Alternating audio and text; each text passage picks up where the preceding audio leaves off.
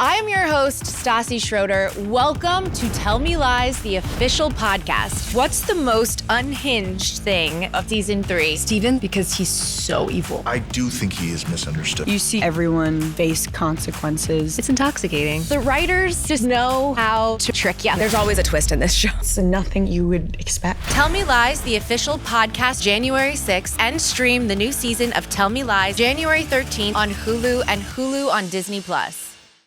I had that dream again. My small business needs to hire, but I don't use LinkedIn, and I hire an energy vampire. But also, they're a literal vampire. And suddenly, my team is spending all their time sharpening wooden stakes and buying bulk silver and rehearsing ancient chants, and then I wake up.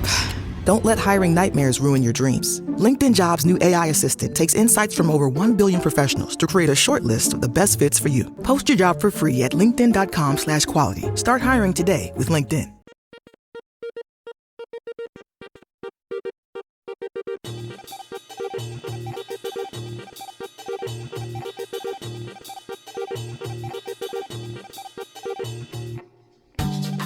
My name is Ryan Peck. And I'm Nicole Barlow. And I'm Cameron Smith. And this is a Soundtrack Your Life, where we talk to a guest about a soundtrack that is important to them. Like he mentioned, our guest today is Cameron Smith. He is a comedian and filmmaker, and he has been releasing episodes of his web series, The Loneliest Boy on Earth. And you can find that on YouTube. Why don't you tell our listeners a little bit about The Loneliest Boy on Earth? Yeah, so I have a documentary series on YouTube called The Loneliest Boy on Earth.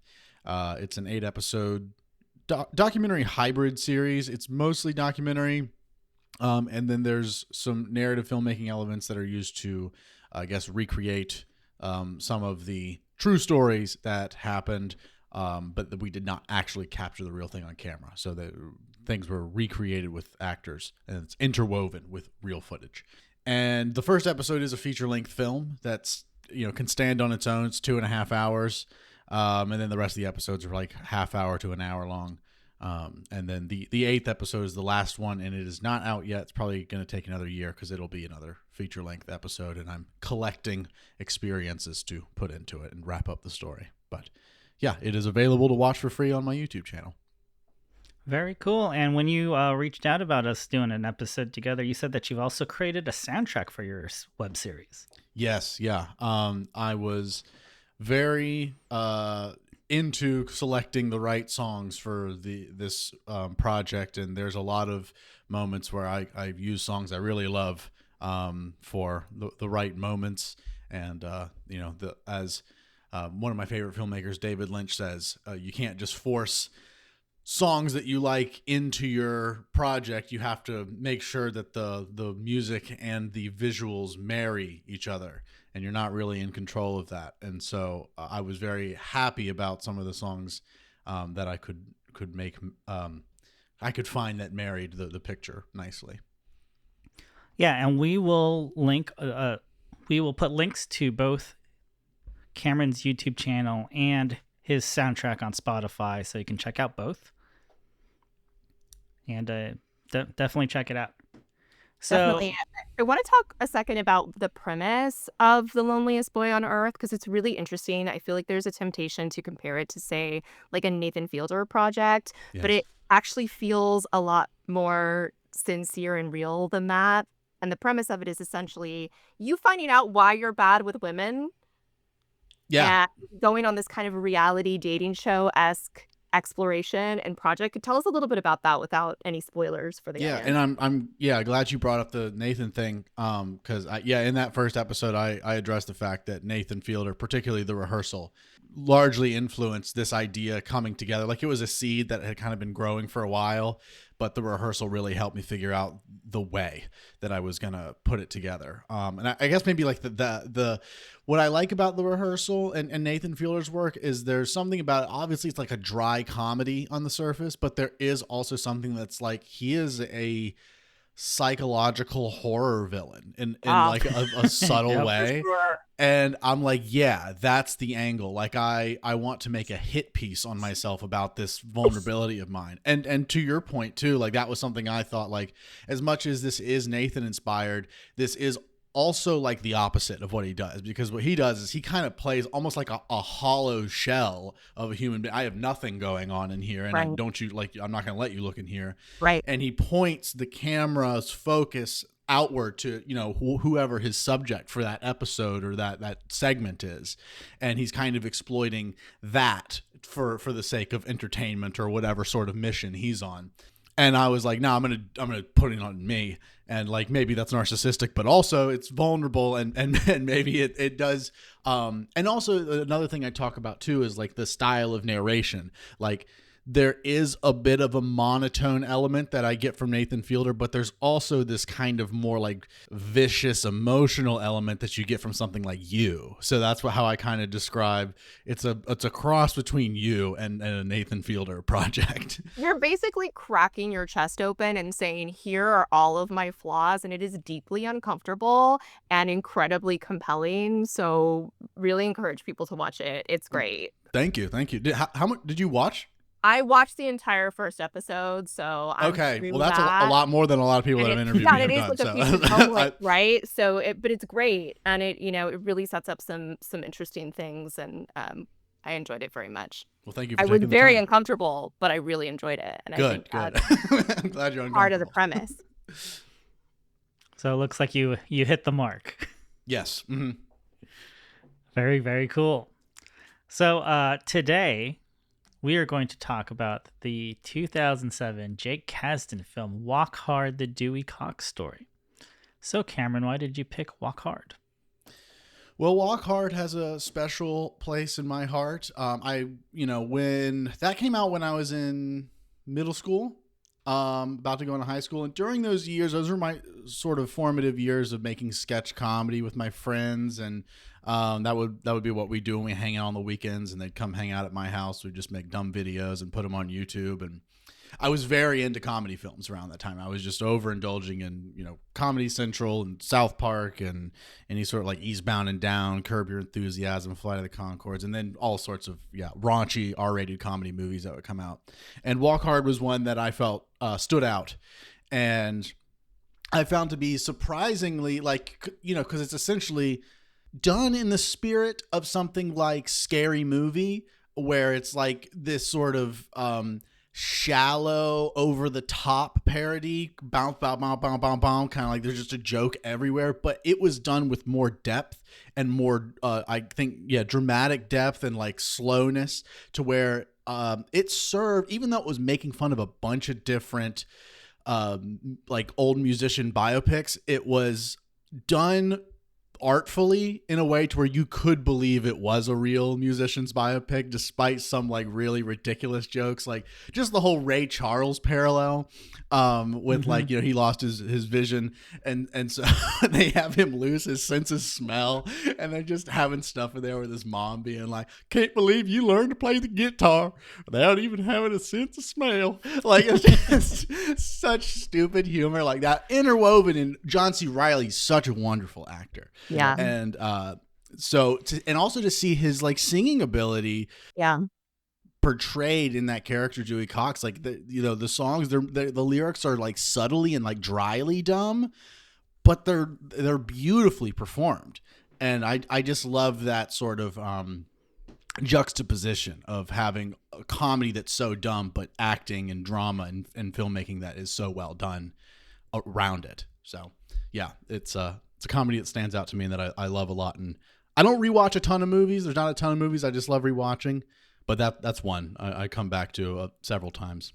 I can't believe you watched this in junior high and appreciated it. Taste. Mm-hmm.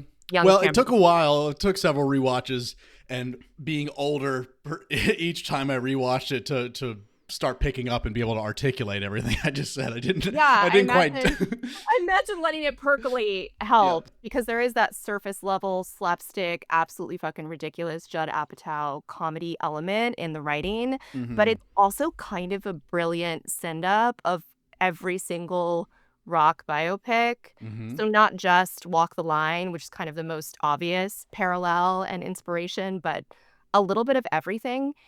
My conspiracy theory around this film and why it flopped is because I'm pretty sure studios didn't want people to see it and go, oh yeah, biopics have a formula, a Mhm. pattern, because it like boils down every trope into this 3-act structure, and you can really see it laid bare, like, oh yeah, right.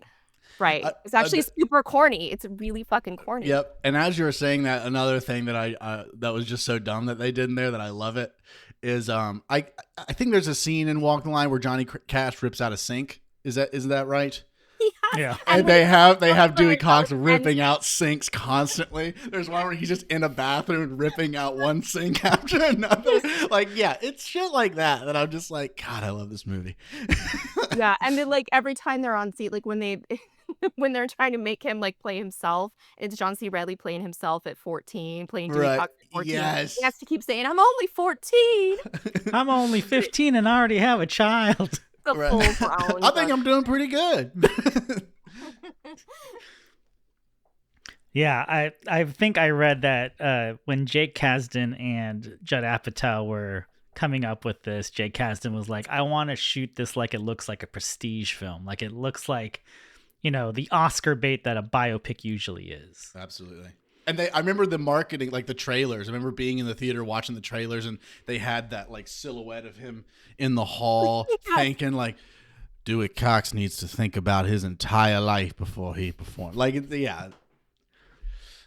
Right. I love how dramatized they even just marketed the thing. Well, and I think similarly, there was a real awareness, kind of like a Mighty Wind, right? Where like if we're gonna make something that is a ridiculous parody, the music should be pretty serious. The music should be something that is convincing. And the amount of love put into the music in this film across a whole bunch of different genres, by the way, which is incredible. As stupid as some of this shit is, it's also like remarkably crafted and really amazingly performed by John C. Reilly, who, as you said, is like this huge colossal talent, but also great singer. What a dulcet voice, plays guitar on most of these tracks. It's really kind of like a powerhouse performance. And he said it's like one of his favorite things that he's ever done. Yeah. And it's like not only is he doing this stuff well, but he's also like genre bending quite a bit across these songs. Like, living in certain eras of music history and living up to it. Like it does not sound like parody when you listen to it.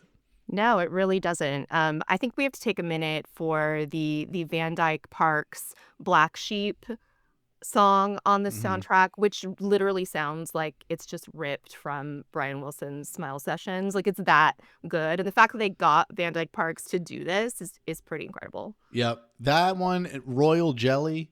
Yeah. And then I was singing this morning when I was getting ready. Let me hold you, little man. Yes. I'm banging the drum. Your big day will come when they remake The Wizard of Oz. It's so good. The songs are so well crafted. The songs are so well crafted in the film that when they do a needle drop, you're not sure if it's a real song or if it's something that was made for the soundtrack till you get like deep into the song. It's like, oh wait, this is actually a real song. 100%. I was reading a Reddit thread about Walk Hard where somebody was like, yeah, I put Royal Jelly on like a playlist where I was like traveling with my parents and it was a bunch of Bob Dylan. I don't think they noticed. Right. Oh, I'm so sure. Like, I think if you've never seen this movie and you slip a song from there in a playlist from the according era or corresponding era, I think most people, if they haven't seen the movie, it would go over their head for sure. Yeah, you could have a legit argument. Who did it better, Chalamet or John C. Reilly as Dewey Cox? I was just going to say that. Let's talk about how this soundtrack was crafted. They brought in a bunch of amazing writers. So we did talk about Van Dyke Parks. Also, Mike Viola, who is kind of like a fake movie song king. He's written the songs for like That Thing You Do. I think he wrote all the songs for Get Him to the Greek, but we won't talk about who's in that movie because everyone is problematic. But he did write the songs for that. And he wrote a bunch of the songs for Walk Hard.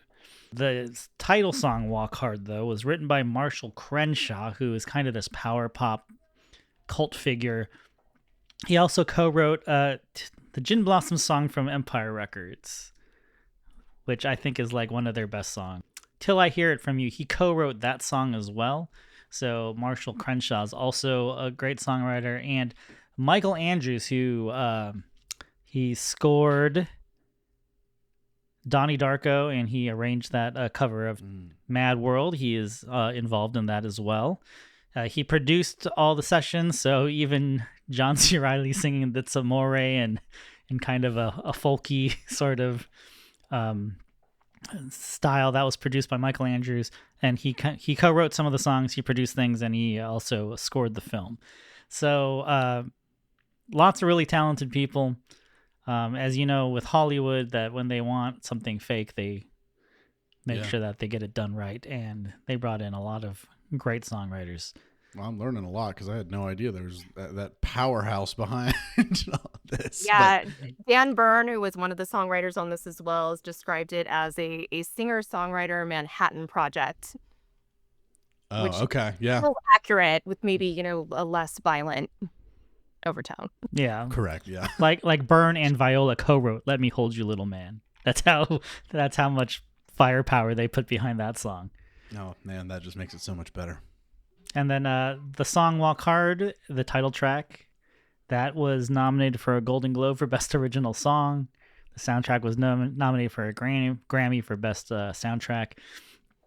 Didn't win, but, it was at least recognized. Do you know what it lost to?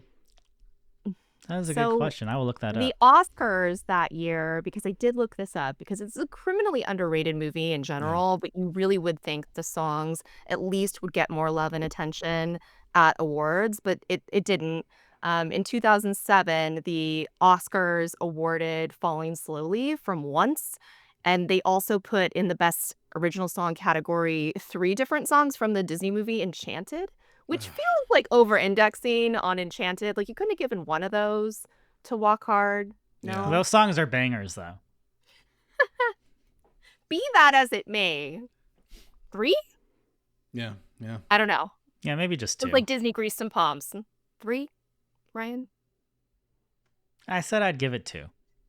Gotta diversify, Don't make us do Enchanted, Nicole. If you want to do Enchanted right now, I'm here for it. Either of you. I don't know any songs from Enchanted. So I don't either. I haven't even seen the movie, so I. I was surprisingly. It was very pleasantly surprising because it is basically just Elf with a female lead. Oh. It's worth a watch. It looks worse than it really is in the trailers. It's definitely one of those movies that's better than it seems from the trailers from the outside. But it sucks that this movie was really shut out in song categories this year. But again, it kind of flopped at the box office. It wasn't a huge deal. I think it's aged quite well. John C. Reilly has talked about bringing back a stage tour for the 20th anniversary, going on the road with the original band. There's also talk of a new pressing of this soundtrack from Third Man, which is fun because Jack White plays Elvis in this film, has a cameo as Elvis in this film. I had to double check. It's like such a young Jack White that it almost doesn't look like him. But, and he does a much better acting job than you expect. Honestly, it's not awful. I mean, it's not meant to be great. No, well, nothing in here is meant to be great. I think it's also really important that we take a second to talk about the Beatles in this film. Can we please take a second to talk about well the cast Beatles as in this well, film, please? Because it is the funniest thing I've ever seen in my life. So let's first say who each Beatle is before we dive into how funny they are. Let's run it down. So John Lennon is played by Paul Rudd. Paul McCartney is played by Jack Black. George Harrison is played by Justin Long, and Ringo Starr is played by Jason Schwartzman. Which, I mean, given that none of these actors are British or bear even like a passing fucking resemblance to any of the Beatles, it seems completely stupid. And it is completely stupid, but it also works so well. Like, I don't even know what Sam Mendes is doing with those 4 Beatles films that he's supposedly making with a bunch of prestige young actors, because they should just go back to this. It's not going to beat this. No. It's not going to beat this. Jason No. Schwartzman as Ringo, please, doing that thing with his lips the entire time. Yeah, that. Yeah, I remember when Sam Mendes announced his cast for these 4 Beatles films that he's doing, and like every reply on Twitter was like, "Not as good as this, John Lennon," and it would be Paul Rudd from Walk Hard, and everyone was like, "Why would you mess with perfection?" I'd watch a spin-off movie with those Beatles. Right? Yeah, I said it should just be those 4 in a room. Well, I guess it'd just be 3 of them arguing whether they should fire George and hire Eric Clapton for Let It Be. And just be like My Dinner with Andre, except with the 3 of the 4. But who gets to play Eric Clapton? Oh, that's a good question. What ridiculous comedian gets to play Eric Clapton? Let me We'll look think up a about picture that. of him real quick. Gotta get a visual. Yeah. Gotta get a visual on 70s Clapton. Mm. I mean, not that it really matters, because again, Yeah, it doesn't none of really these matter. actors Oh, look anything like this the one Beatles. picture I'm looking at, I feel like Hugh Jackman could do it. Oh, Hugh Jackman. Apparently he can sing too. Apparently, so I've heard. He's another actor that can sing. That is, I think, too big a compliment to Eric Clapton. Yeah, I'm thinking like Eric Jason Clapton. Matsuzakis. Right? I'm like, I think Eric Clapton's face card and Hugh Jackman's face card, not on the same plane. I just yeah, say there you was go just something more like ridiculous. just low resolution about the face that made me go, I see. He's like a low poly face. And just some of these where I'm seeing like his hair long and a beard on, like you just put that same hair and beard on Hugh Jackman and I could see it. How about Rob Hibble? Rob Hibble. I'm not going for similarities. I'm just going for someone that'd be really Vibe. funny. You're working off of vibe. This is not music related, but I also feel like this is a who's who of just funny motherfuckers throughout this entire movie. If you just Yeah. enjoy extremely funny people, if you want to see half the cast of The Office, this is a really great place to do that. Tim Meadows. Tim Meadows is exactly who it was. I was on the tip of my tongue. I was just like, the whole, you don't want no part of this shit. And you never once paid for drugs. Not Just once. over and over I've again. died. And then at the end, when he brings him like the giant bag of weed, when he's reassembling the bag, it's like a peace offering. So good. Tim Meadows is, again, I think like an underrated genius. Anytime Tim Meadows comes up in something, automatically the movie is 50% better. The show is like 50% better at minimum. He is so brilliant and so genius in this. His like recurring bit that accidentally make drugs sound amazing when he's telling Dewey not to do them. Right. It's not habit forming. Also not from Walk Hard. This is a pop star moment.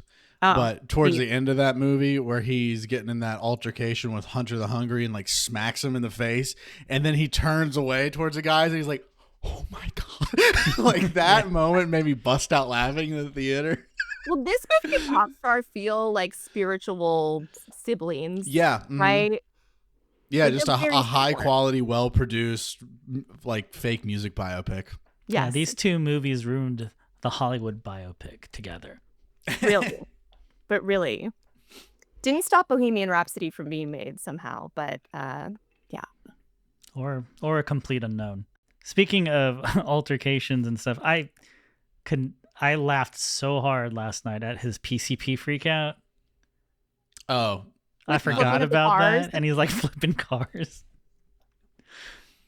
I like when he's telling Jane Lynch during that interview, like, I'm not on PCP anymore. It's okay.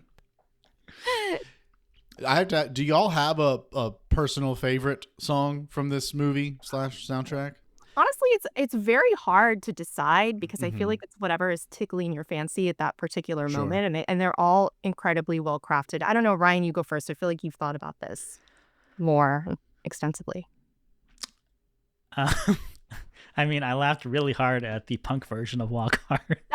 Okay, so that was the first thing that came to my mind is that just because it slaps actually for starters. Like it's actually kind of great. And also it's just like a super funny way to like represent here's the version of Dewey Cox like all hopped up on pills. It's like great. Like hopped up on speed. And I did like Let's Do It because of the clever wordplay in that song. The innuendos. The first line of "You blow me," kisses. It's so good. Yeah, and like if you're not paying attention, like you kind of miss some of the jokes in the lyrics because it's not just like, oh, I'm gonna, sing about farting or anything. Like it sounds like sincere and sweet until you like, oh wait, did he just pause after he said you blow me?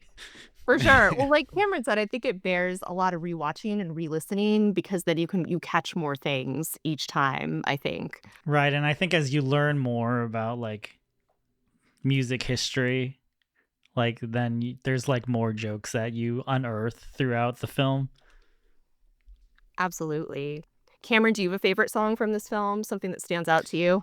Guilty as Charged is the one that like I just feel like perpetually has stayed. Like I love it musically. It's very dryly funny. It's barely funny. But it's a good song. I love Guilty as Charged. I also love John C. Reilly's rendition of You've Got to Love Your Negro Man. Oh my God. And I love Craig Robinson on the deluxe album. I know they have the full version of his Jump Little Children, Mama and Papa's Gone. Mm-hmm. Craig Robinson surprisingly didn't know he had any musical talent, but he killed that one. Craig Robinson's face during that scene as he reacts to Dewey Cox being on stage singing the song is in its own way just, like is so amazing. It kills me. Like that whole scene kills. I think every time I'm having to like sweep or mop, I shout, "People come here to dance erotically and they need a clean floor to do it on." And how erotically they did dance. But again, it's kind of like that heightening, right, of the scene in every movie that you get to where like, well, it's the white artist in the black club. Yep. Like and that's what makes it so funny to me because I'm like, yeah, you're like completely sending up this trope. And I feel like it was the first time that a movie really took aim at that. And it's great. It really works. It works if in a lot of levels, but it works if you view it through that lens. Yeah. Oh, and the shout out to the Hasidic Jews that run the music industry. Oh my God. Like, right? And Martin Starr is there. Martin Starr and Harold Ramis? Right? Like, what? The whole movie is just like, is that Harold Ramis? Is that Martin Starr? And the way they're dancing in the studio. John Michael Higgins being after like, he does that was more, terrible. he does Walk Hard Please for him. stop. Right. Right. It's amazing. Yeah, I love that they got Jane Lynch and John Michael Higgins in this movie because I feel like, there's also a nod to, Christopher Guest and his films in this movie as well. Right. It feels very akin to that as well. And like a nice way of acknowledging like without Spinal Tap, we kind of couldn't exist. Right. Because that's the progenitor of all of these types of spoofs. But yeah, it's so great. I feel like I want to take a second to talk about biopics in general. Like on this show, I have oftentimes come out as a hater of biopics because mostly I hate them. It's not a love-hate relationship. Like I really genuinely like hate them. Yeah. I don't like a lot of them. The only other one that comes to mind that I really love is Man on the Moon. Jim Carrey as Andy Kaufman. Oh, I do that love is a that great one. Okay, well that's on a different level of like Sure. artistry. So that's a great answer and definitely an exception, I think, to the general rule that they're like hack and bad and they're always following the same like trite formula. And I hate that. It sucks. And you can never really get past an actor playing a person living or dead that is so known and that is so iconic. I think that's a really hard thing to overcome. I love how in this movie, John C. Reilly sometimes looks a little like Johnny Cash, but mostly he just looks like Conway Twitty. Yeah. Mostly he just looks like a bad 1970s country album cover, like late era Conway Twitty Yeah. with like a curly grandma wig. Well, I would like to say that I personally loved Walk the Line when it came out. Sure. But fair. I also personally loved I need more blankets. I need less blankets. I need more and less blankets. He needs more blankets and less blankets. I love when he's like having sex on the bus and he's like, this is a really dark period. Like, it's great. It's great. Every joke in it just absolutely lands, especially if you've seen Walk the Line, which I feel like is a very important part of this conversation. Because it's so direct. It's kind of like a direct The hit. wrong kid died. Like, there are elements brought in from other things, sure, but like it's a pretty direct hit on Walk the Line, is it not? Yeah, especially with how some of these performances are framed where it's like from the back and you have Right. like the main character kind of shadowed and you have this bright background. Because James Mangold, who did Walk the Line, also did A Complete Unknown, the Bob Dylan movie that came out last year, and he uses a lot of the same techniques. Right. Right. And even if you didn't know that, you still go into, because, you know, we saw that movie as well. Like, you still go into it like, oh, yeah, I can kind of like see the seams here. And so there's something kind of like not as enjoyable about it as you want it to be. You're not alone in loving Walk the Line. Walk the Line was a hugely popular movie, like big time Oscar bait. Best actress for Reese Witherspoon, best actor for Joaquin Phoenix, right? So that was prestige. And I again, my conspiracy theory is that studios did not like this movie because it takes the wind out of a lot of the prestige films that they have in the pipeline. No, I can totally see that. I can see people being very like, oh, but Walk the Line's so precious to us. We can't let this movie that Right. totally lampoons it to be a success. Right. Biopics, I think, in Hollywood are too much of a sacred cow. And so there's got to be some people that were very upset by this. Because it's like kind of mean. Like hilarious, but it also pretty mean. Your mama's dead. I'm sorry, but I was not able to reattach the top half of his body to the bottom half of his body. Speak English, Doc. We ain't scientists. I'm sorry, he's gone. Oh my God, that's so good. Yeah. And Nailing the accent. when he's playing at that high school talent show or middle school talent show and everyone just starts dancing and throwing things, punching people. It's the devil's music. Yeah. It's about holding hands, Pa. The You know devil what the has devil hands. Hands. And he uses him for holding. Incredible. It's incredible stuff. I think if you love funny people, this is great and it's chock full of them. If you love weird music cameos in the same way that Popstar brings you kind of like weird music cameos, later in this movie you also get appearances from Eddie Vedder, Jewel, Ghostface Killer, Lyle Lovett, Lyle Lovett, is in Jackson here. Brown. You know, it's a lot. Yeah. And if you want to hear like a 70s disco version of the song Walk Hard, they also have that on the Walk Hard Variety Hour or the Dewey Cox Variety Hour. Yeah, and I feel like that variety hour thing is also like very real and like a very like heightened, exaggerated version of something that a lot of singers went through in the 70s. Like, oh yeah, I'll just have this like horrible variety show. It's gonna be bad, but I'm gonna get clean, and I'm gonna make a lot of money. Yeah, I mean, at every turn they are mocking something. For sure. Yeah, there's even like great throwaway jokes like, oh, I think he's like in the barn with Charles Manson. Terrible musician, but really nice guy. I love all of the 60s scenes. The 60s scenes like really work for me. And when Jenna Fisher's character is like, the 60s are a very important and exciting time. Just to like remind you that you're in the 60s. Great. Yeah, I think something's going to happen. I just don't know what. All right. What haven't we covered, Ryan? I would like to cover Have you heard the news Dewey Cox died?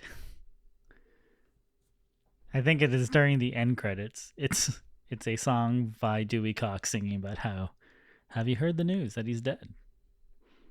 Gotta stay for the credits for that one. I mean, how can you not? I mean, there's more songs. So the soundtrack supervisors for Walk Hard are Manish Raval and Tom Wolfe. So there are some needle drops, like I said, in the movie that are not on the soundtrack. That are so well placed that you kind of forget that, like, oh yeah, like these are real songs. Raval and Wolf have done a lot of projects. I would say that they're probably best known for doing a lot of TV shows.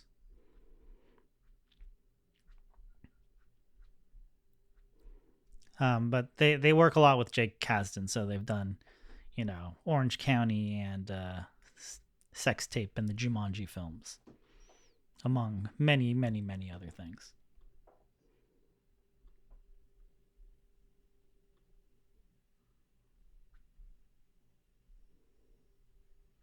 Yeah, do we think that this is an underrated Judd Apatow film? Oh, for sure. Like, it is, right? I feel Yeah. like there's a conversation to be had about that there are Judd Apatow films that people feel are, like, I don't know, really canon or get a lot more love and attention. This one just doesn't. And another Judd Apatow film I really love that I feel like did not do well because it's mostly not very funny. Is Funny People. I love that movie, and I also thinking about it, it has a great soundtrack as well. But that is another movie that, like, even though it's centered around comedy and comedians, it is much more like a legit drama. And also just like I like Adam Sandler, but that performance is, him playing like a fictitious version of himself in a way. And I find it super interesting seeing him play this like cynical, dying, famous comedian. And it's such a beautiful, real story. Yeah, and I think Judd Apatow maybe doesn't get enough credit for some of the, like, weird heart that he has in his writing. I think people tend to think of him as being very broad, but I think of him as actually being kind of deep. Yeah. Like, he has the capacity to do things that are really deep and really felt. Yeah, his comedies definitely have a deeper emotional element than most comedies do. They're much more grounded in like the human experience rather than like kind of just surface level. We're just trying to make laughs here. Right. Exactly. Like, it never feels, I don't know, engineered to like do a particular thing. It feels very much like coming from a real place. It feels very organic in a way. Yeah, I mean, even just thinking about other premises, of popular ones like 40-Year-Old Virgin, like, yeah, there's a ridiculousness to that, but it's also like a very real thing, a lonely 40-year-old man. That's real. Yeah. Oh, for sure. Knocked up, getting someone pregnant, like that's a big deal. For sure. That's very, very common, universal human experience. And For not just sure. getting someone pregnant, being an immature adult getting someone pregnant. Right. Right. Exactly. Yeah, no, it's not right. It's not just going for obvious laughs, actually telling like a very human story. You mentioned the soundtrack to Funny People, and I just went to revisit it, and it does have a lot of Beatles and Beatles adjacent stuff on it. So it's Yeah. got like a Paul McCartney song, it's got Real Love by John Lennon, it's got Photograph by Ringo Starr. Now I'm like, is Judd Apatow just really obsessed with the Beatles? It also has Wilco and Andrew Bird. And it has Wilco and Andrew Bird, just a nice little icing on that. So And then the Real Love song that Adam Sandler performs. That's a wonderful song. Doesn't he cover a Bob Dylan song too in the movie when he thinks he's dying? That might be the one. I could be wrong. Yeah, I remember watching it and I was like, oh, is he jamming with John Bryan and Sebastian Steinberg? Just Yeah, for that fun? is when he's doing the jam sesh. That is the song he's singing. So that could be the one, but I'm Yeah, I not. believe that's sure a if I- Bob Dylan song. Yeah, but his performance of it is beautiful. Yeah, it's not him singing about Hanukkah or any of his comedy songs. It's like an earnest Sandler performance. And yeah, that movie is also kind of relatable. People may not be able to relate to being, as famous as the character that Adam Sandler's playing in that, but it's a movie about, regrets and different people in his orbit being in different stages of their career and things like that. So there's also, a deepness to that. It's not just about like, oh, he's this comedian who thinks he's, terminally ill, and like there's a lot of soul searching in that movie as well. Yeah. And I think, whether that is a direct experience someone has, it's not necessarily being like a famous comedian, but just being a successful person with a ton of money and really more than what you need and still being miserable. I think that's a very compelling real story of like, hey, just a reminder, you might be chasing this, but are you going to be in the same position as this guy because you're making the wrong choice and like, I guess, giving up on love or, other deeper, more important things that you do currently have access to right now. Mm-hmm. Yeah, I think Sandler has said in an interview that funny people is basically what his life would be if he hadn't met his wife when he did. Yeah. Oh, wow. That's deep. Your mention of Adam Sandler singing in that film also reminded me, pivot, of actors who are not necessarily singers first, that are singing in films. John C. Reilly really, I think people know him as an actor primarily, but don't know that he can sing and don't know that he has a lot of side musical projects. He was in Chicago and sang. He actually recently put out an album. Right. Yeah, it's Mr. Romantic. There's a really wonderful little tiny desk with him singing, I think, some of the songs off of that. He's got like a really great voice. He's actually a really legit musician. So I was just wondering how we feel that his performances in this film stack up to, some of the other actors recently, in biopics or not, right, that are singing songs, but that's not like their primary format. Well, let me do some humble bragging, Nicole. So, because we are adjacent to the great city of Los Angeles, I have actually seen John Reilly perform multiple times. Oh, very cool. Very cool. So John C. Reilly is a huge bluegrass fan. So I've seen him play with like Sean and Sarah Watkins during the Watkins Family Hour. When I went to see the new Standards, it's about 10 years ago, a little over 10 years ago. The bassist from Semisonic and guest of the show, John Munson. That's they do jazz versions of pop songs. And they brought out John C. Reilly and they did a replacement song with him. And they told a story about how when John C. Reilly was in Chicago, the city of Chicago, training as an actor, that he used to house like bands. Bands would come through town and they would stay at his place. So he's like legit friends with a lot of musicians as well. So it's been a passion of his, I think, for a very long time. And I think that's why like he's so good in this movie, because he definitely has an affection for music in general. Like you can tell like he's having a great time just being able to play songs, to sing songs, and it's all very sincere. Yeah, it made me feel like, because this movie is 20 years old now, right? It made me feel like his vocal instrument has been underutilized in film. Like, why don't they cast him in more movie musicals? Why is John C. Reilly not getting cast to sing in anything that involves that for the part? Yeah. It's kind of a shame. Well, also you have to consider that musicals are relatively rare. That's true. Especially like increasingly so. I feel like that used to be a little bit more of a pervasive thing, but they're very few and far between now. That's true. Wicked might change that.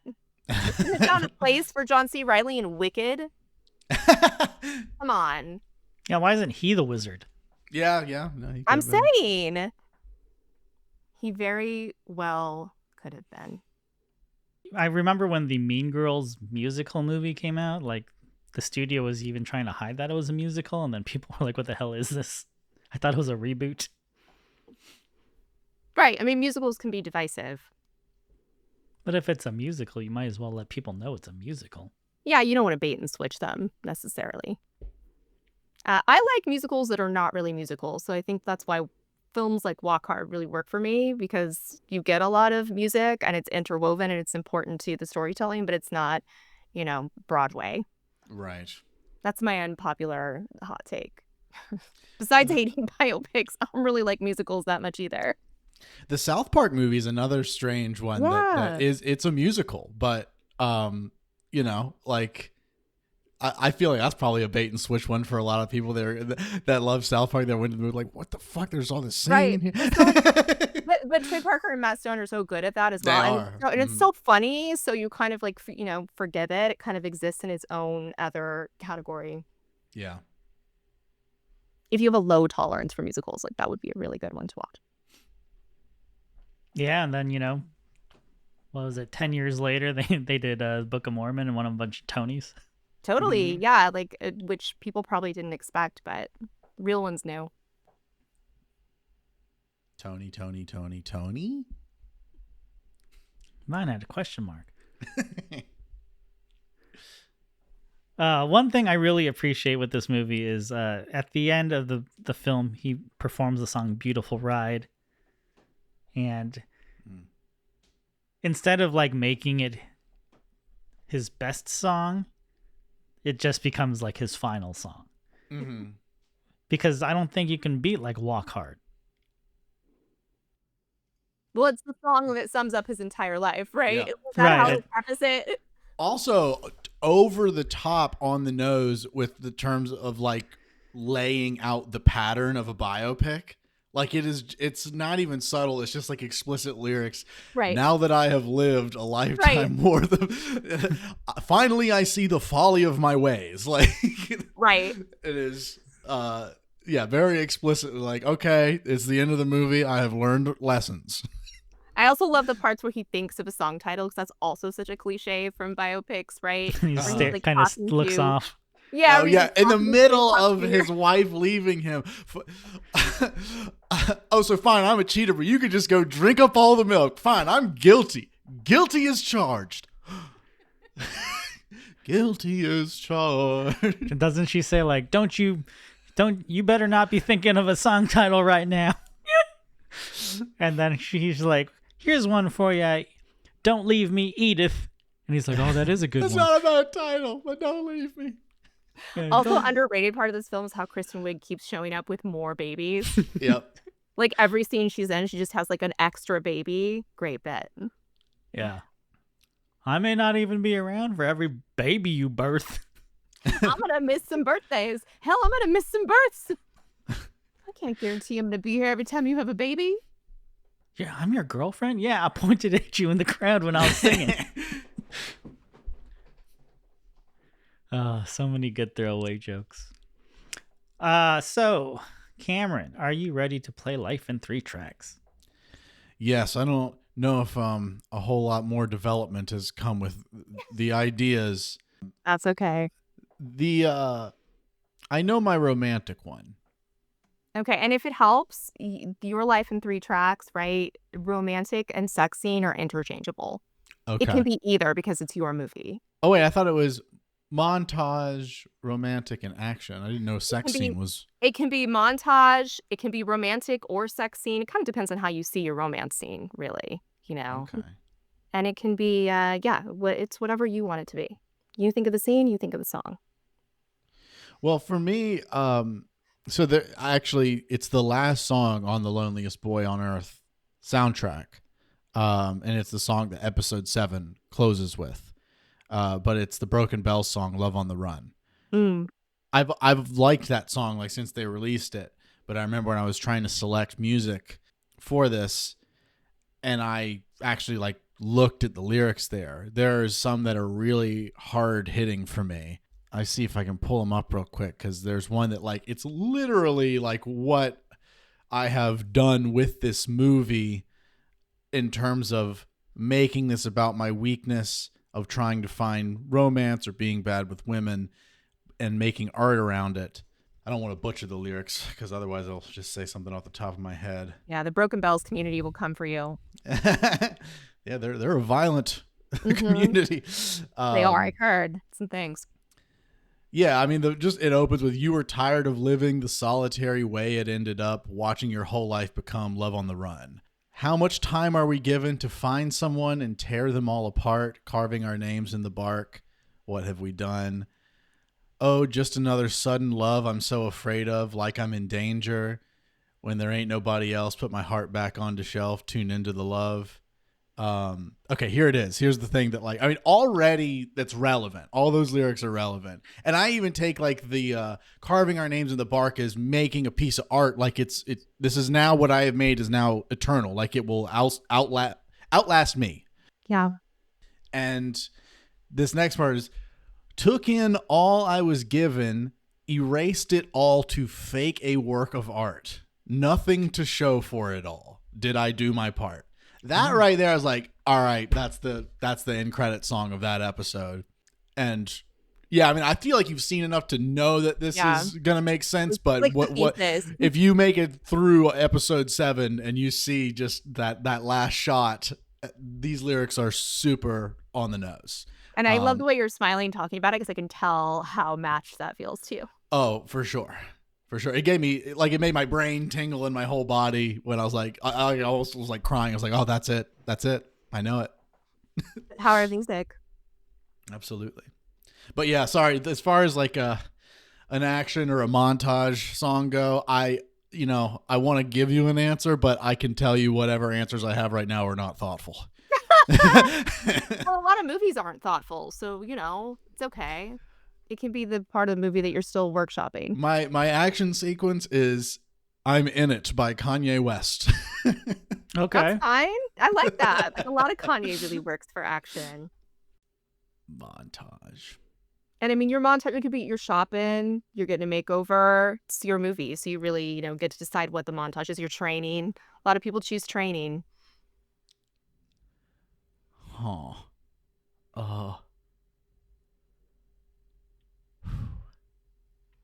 See, it's a hard one. I can see the beads of sweat forming. We don't I want know. that. I'm like looking at my Spotify liked songs. There's no grade.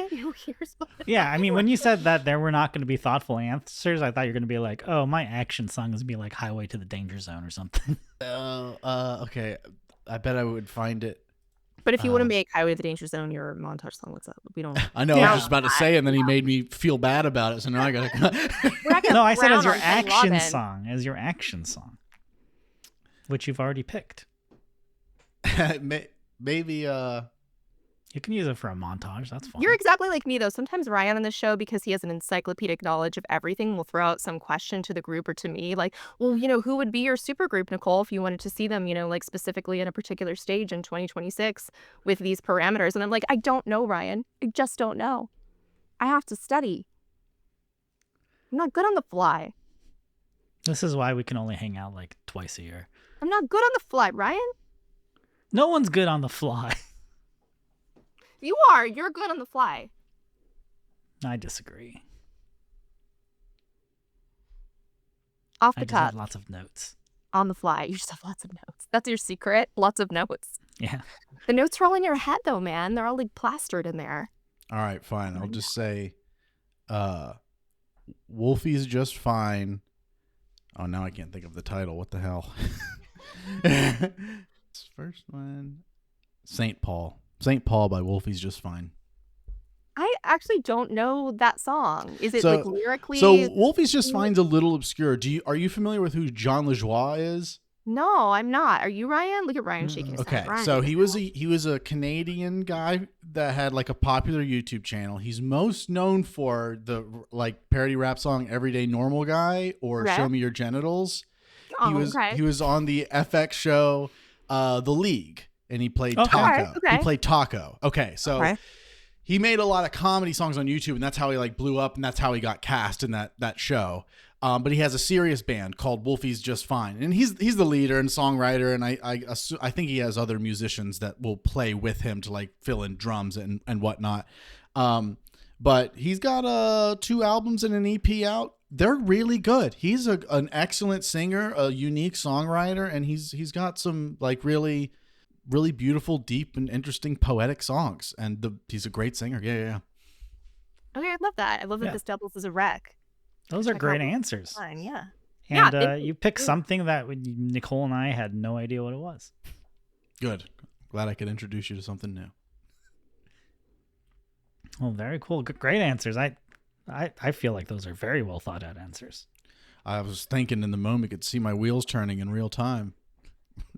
Well, thank you, Cameron, for being on our podcast. Of course. Thank you very much for having me. I had a great time talking about this soundtrack and just hanging out with you guys. Yeah. I'm so glad that you brought the soundtrack to us. I've been waiting for someone to pick Walk Hard for a while. He really has. Like, you don't know. And I was so happy when I looked at your list and saw it hadn't been done. I was like, oh, yes. So if people want to find you on social media, or if they want, what is the best way to find what you're working on? So, yeah, I mostly am wanting people to watch The Loneliest Boy on Earth. So you can go to theloneliestboyonearth.com and it'll give you a trailer and a link to watch the full episodes. Or you go to my YouTube channel, youtube.com/Cameron Smith Films. And I'm on social media. I'm on Instagram, X, and TikTok as @CumSmut. That is CUMSMUT. I mostly use Instagram. So okay. And we'll put links in our show notes. And if you have to bleep out the cum smut, that's fine. Oh no, we're good. we have we have explicit yeah for our podcast. Are you coming here to listen to a podcast about Walk Hard? And yeah. We're not gonna. Yeah, no, you're fine. You're good. Yeah. How many times did I say you want to blow me in this episode? So anyways, you can find us on Instagram as well, SoundtrackCast, Blue Sky, SoundtrackYourLife.net. Our Patreon is on our show notes and our writing site as well. I just did a interview with Darian Sanaja of Brian Wilson's band, which you should check out. And just so Nicole doesn't think I asked her to do this on the fly, in December we will have our end of year list where we talk about some of our favorite music and needle drops and stuff. So you will have that to look forward to. And now Nicole will not have the excuse that I asked her to do it on the fly. But thank you again, Cameron. Thank you for listening, and have a happy holiday. Thank you very much, Ryan and Nicole. Very nice meeting you. Thanks, Cameron. It was really great to meet you.